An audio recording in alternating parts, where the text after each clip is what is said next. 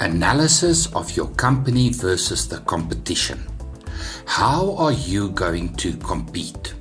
You need to be as objective as you can when looking at your strengths and weaknesses in relation to your direct and indirect competitors.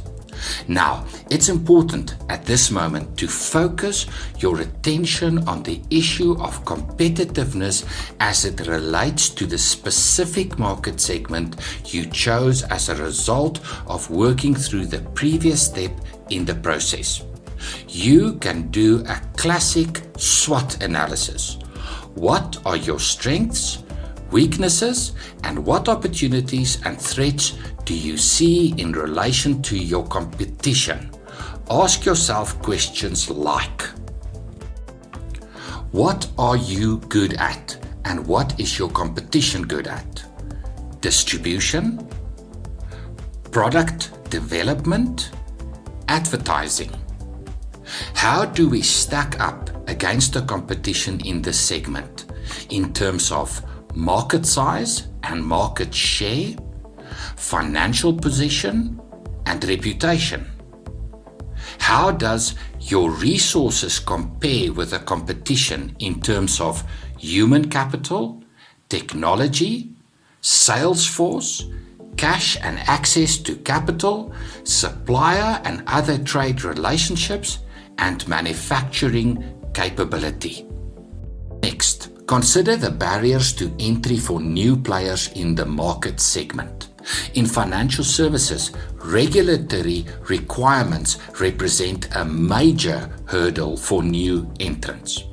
Whereas in the pharmaceutical sector, manufacturers invest vast amounts of capital in research and development. A new entrant with little or no research and development program will struggle to compete. I remember years ago working with clients who developed a new way of managing risk for home and vehicle insurance. The technology they employed was revolutionary, but they simply did not have the resources to take their product to the broker market. They entered a joint venture with a large local insurance company, and in doing so gained access to the broker market by piggybacking on the large business's existing distribution network. What barriers to entry will you face in this segment, and will you have a means of overcoming those hurdles? Perception. Then you need to consider how the buyers in the specific market segment that you selected perceives your business in relation to competitors.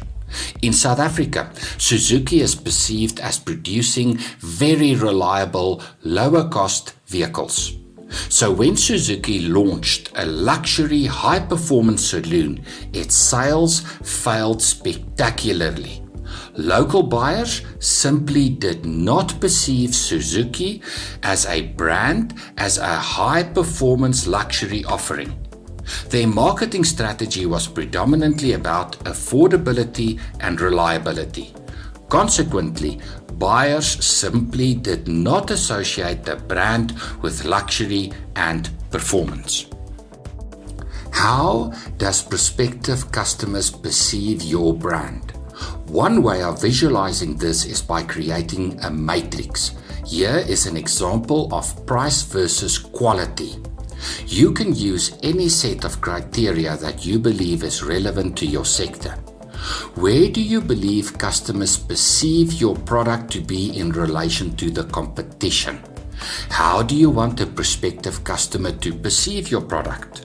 Do you have the resources to successfully roll out a marketing campaign to accomplish this goal?